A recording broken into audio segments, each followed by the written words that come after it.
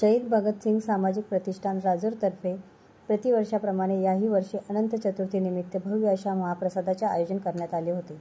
या प्रसंगी महाप्रसाद वितरणाच्या कार्यक्रमात सौ मंजुषा लटपटे मॅडम, उपजिल्हाधिकारी अहमदपूर व मनीषजी कल्याणकर साहेब, DYSP अहमदपूर यांच्या शुभ हस्ते महाप्रसाद वितरण सुरू करण्यात आले।